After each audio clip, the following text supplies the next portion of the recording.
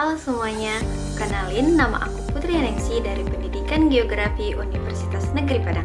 Pada kesempatan kali ini, aku akan membahas salah satu topik menarik dalam geografi, yaitu potensi geografis Indonesia.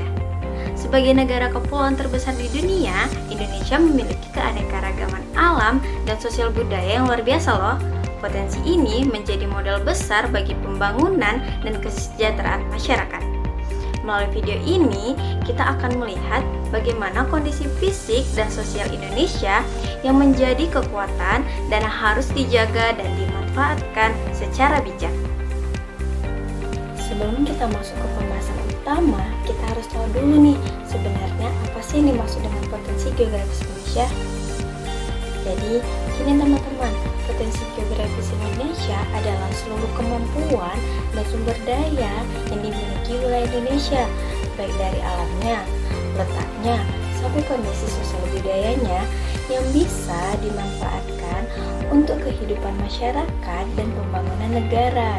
Bahasa gampangnya, Indonesia itu banyak banget modal dari Tuhan dan alam yang kalau kita kelola dengan baik bisa bikin rakyat sejahtera dan negara ini makin maju. Nah, dalam geografi, potensi ini biasanya terbagi menjadi dua kategori besar. Pertama ada potensi fisik, yaitu segala hal yang berasal dari alam. Dan yang kedua adalah potensi sosial, budaya, dan ekonomi, yaitu potensi yang berasal dari manusia. Jadi, bukan cuma alamnya aja yang keren, tapi manusia juga loh. Oke, kalau definisinya sudah jelas, sekarang kita baru masuk ke pembahasan utamanya ya. Kita mulai dari potensi fisik Indonesia. Letak geografis Indonesia yang berada di antara dua benua dan dua samudra menjadikan wilayah ini sangat strategis, baik dari segi ekonomi, ekologi, maupun iklim. Pertama, ada tanah dan iklim. Indonesia beriklim tropis dengan curah hujan tinggi dan suhu yang relatif hangat sepanjang tahun. Kondisi ini membuat Indonesia subur dan mendukung kegiatan pertanian seperti padi, kelapa sawit, karet, dan berbagai tanaman tropis lainnya. Kedua, hutan hujan tropis yang terbesar di Sumatera, Kalimantan, Sulawesi, dan Papua. Hutan ini menjadi rumah bagi ribuan spesies flora dan fauna endemik. Selain itu, hutan berperan penting dalam menjaga keseimbangan iklim dan sumber air. Selanjutnya, itu ada kekayaan laut. Indonesia kan dikenal sebagai negara maritim dengan lebih dari 17.000 pulau dan luas laut yang jauh lebih besar dibandingkan daratannya. Dengan ini, wilayah laut Indonesia menyimpan potensi perikanan, wisata bahari, serta energi gelombang dan panas laut. Mari kita lihat visual berikut untuk memahami keragaman potensi laut Indonesia.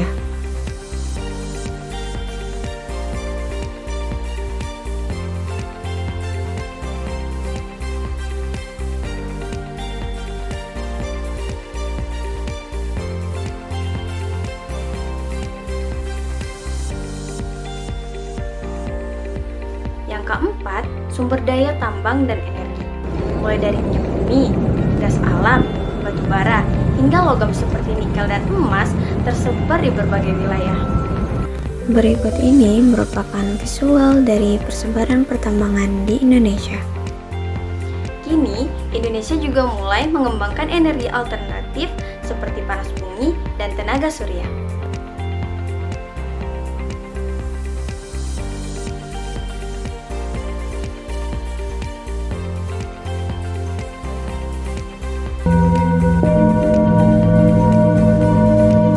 Selain potensi fisik, ada potensi sosial dan budaya. Nah, lebih dari 1.300 suku bangsa hidup berdampingan di seluruh Nusantara. Keragaman ini melahirkan kekayaan budaya, bahasa, adat istiadat, dan kesenian yang menjadi identitas bangsa. Potensi sosial budaya juga tampak pada sektor pariwisata. Keindahan alam terpadu dengan keunikan budaya lokal menciptakan daya tarik luar biasa, baik dari Bali, Raja Ampat, hingga Danau Toba dan Labuan Bajo. Tak hanya itu, masyarakat Indonesia dikenal memiliki semangat gotong royong loh dan kearifan lokal dalam mengelola lingkungan. Hal ini menjadi potensi sosial yang penting untuk pembangunan keberlanjutan. Seperti yang udah aku jelasin tadi, Indonesia juga kaya banget akan budaya dan tradisi lokal, mulai dari tarian adat, upacara tradisional, pakaian khas daerah, sampai wisata kuliner yang unik. Biar kita lebih kebayang gimana kerennya keberagaman budaya Indonesia, yuk kita lihat beberapa cuplikan pariwisata budaya Nusantara berikut ini. Cik-cik pari pengasembing dari Jawa, datang nih ke Cibuk bawa kepiting 2 ekor, cak cabur dalam belang api, cak hidung gigi rongga, sapi ketawa dolok di pancung raja tunggal sinanggar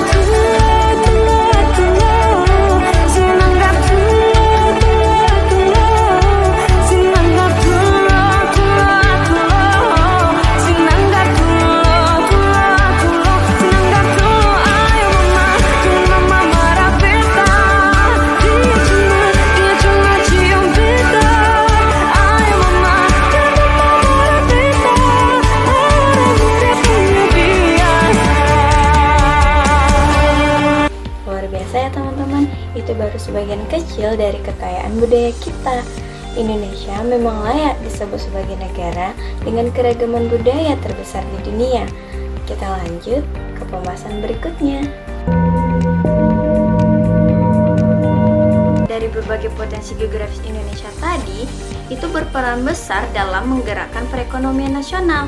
Sektor pertanian, perikanan, kehutanan, dan pariwisata menyerap jutaan tenaga kerja dan menjadi sumber utama pendapatan daerah. Namun, di sisi lain, pemanfaatan potensi yang berlebihan juga dapat menimbulkan berbagai dampak negatif bagi lingkungan dan masyarakat. Kita sering melihat bagaimana eksploitasi sumber daya alam yang tidak terkendali dapat menyebabkan deforestasi hutan, hilangnya habitat flora dan fauna, serta menurunnya kualitas udara dan air akibat pencemaran. Aktivitas pertambangan industri hingga pembukaan lahan secara besar-besaran kerap mengorbankan kelestarian lingkungan demi kepentingan ekonomi jangka pendek. Selain itu, pemanfaatan potensi yang tidak merata juga dapat menimbulkan ketimpangan sosial dan ekonomi. Masyarakat yang tinggal di sekitar kawasan sumber daya alam terkadang justru tidak merasakan manfaatnya secara langsung. Bahkan, dalam beberapa kasus, mereka dapat terdampak oleh konflik lahan, kerusakan lingkungan, atau berkurangnya akses terhadap sumber daya yang menjadi bagian dari kehidupan mereka. Karena itu, pengelolaan potensi Indonesia harus dilakukan secara bijak, berkelanjutan, dan berkeadilan, sehingga manfaatnya dapat dirasakan oleh seluruh lapisan masyarakat dan budaya yang kita miliki. Selanjutnya, mari kita saksikan cuplikan berita bagaimana sektor pertambangan mengambil alih fungsi lahan. Analisis data satelit menunjukkan lebih dari 700.000 hektar hutan di Indonesia telah ludes ditebang untuk pertambangan sejak 2001. Kawasan hutan yang ditebang ini sebagian merupakan hutan primer.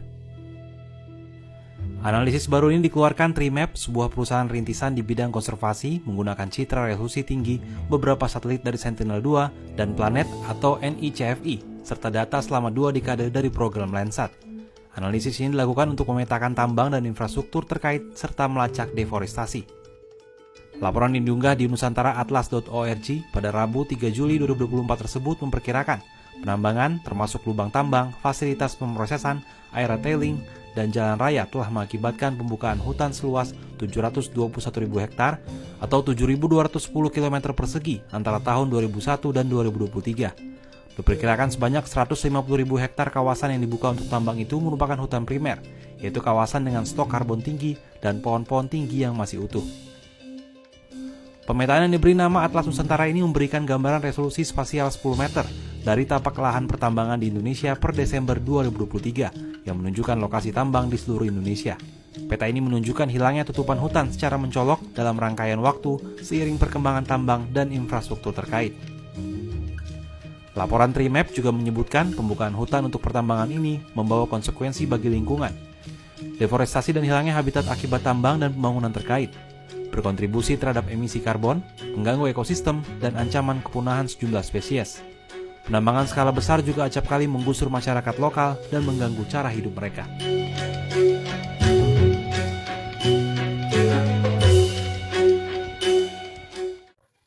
Cuplikan barusan hanyalah satu dari sekian banyak realitas yang terjadi di berbagai wilayah Indonesia.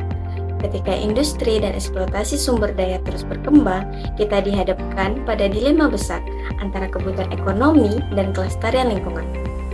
Pertambangan memang memberikan kontribusi signifikan terhadap pembangunan nasional, menciptakan lapangan kerja, menyokong industri, dan menjadi sumber devisa negara. Namun, di sisi lain, pengelolaan yang tidak bijaksana dapat meninggalkan luka ekologis yang mendalam. Ketergantungan pada tambang tanpa strategi keberlanjutan juga bisa membuat wilayah tersebut rentan saat sumber daya habis. Tantangan ini bukan berarti pembangunan justru berhenti, justru disinilah kunci pentingnya pendekatan berkelanjutan. Pengelolaan sumber daya alam seharusnya tidak hanya fokus pada keuntungan jangka pendek, tetapi juga mempertimbangkan daya dukung lingkungan, kesejahteraan masyarakat, dan keberlanjutan ekonomi di masa depan. Pada akhirnya, kita semua memiliki peran. Pemerintah sebagai pengatur kebijakan, perusahaan sebagai pelaku industri yang bertanggung jawab, dan masyarakat sebagai penjaga kearifan lokal sekaligus penerima dampak. Pendidikan juga berperan penting membentuk generasi yang memahami bahwa kemajuan tidak boleh mengorbankan masa depan. Mari kita bayangkan Indonesia di masa depan, lingkungan yang tetap hijau, sumber daya yang dikelola bijak, masyarakat lokal yang berdaya, dan ekonomi yang tumbuh tanpa merusak bumi. Masa depan itu bukan sekadar angan-angan, ia bisa terwujud melalui pilihan dan tindakan kita hari ini.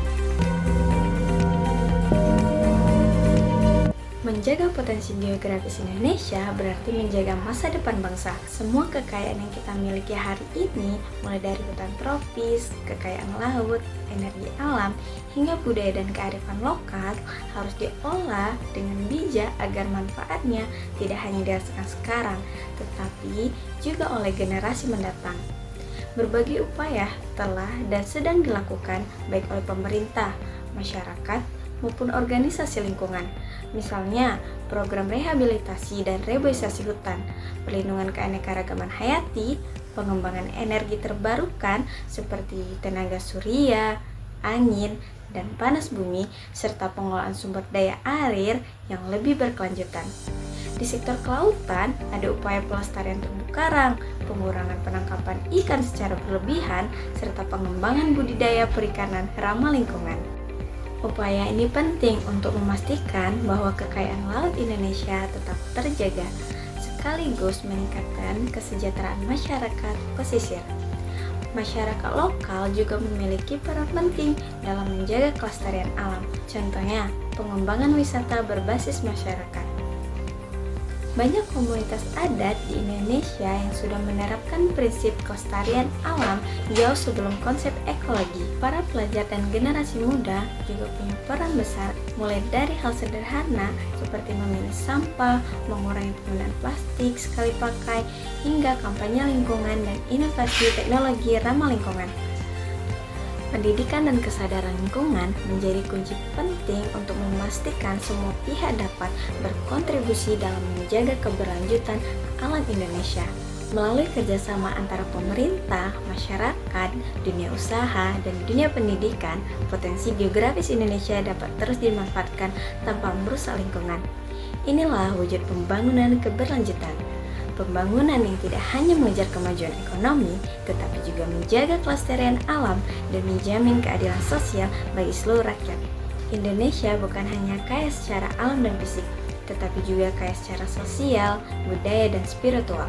Dari Sabang sampai Merauke, dari Miangas sampai Pulau Rote, kita memiliki bentang alam yang luar biasa indah, budaya yang beragam, dan masyarakat yang ramah, serta penuh semangat gotong royong. Potensi geografis ini adalah hadiah luar biasa. Tugas kita adalah merawat, menghargai, dan mengelola semuanya dengan bijaksana. Kita tidak hanya memikirkan hari ini, tetapi juga masa depan anak-anak kita dan generasi setelah mereka.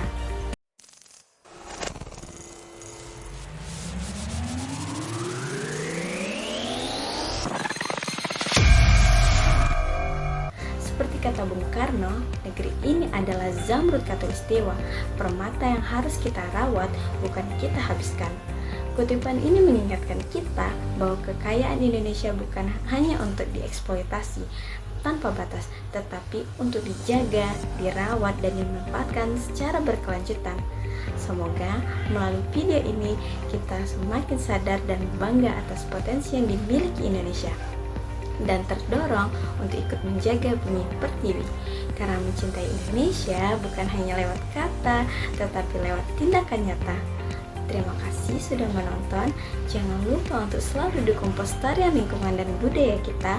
Sampai jumpa di pembelajaran berikutnya dan tetap bangga menjadi bagian dari Indonesia.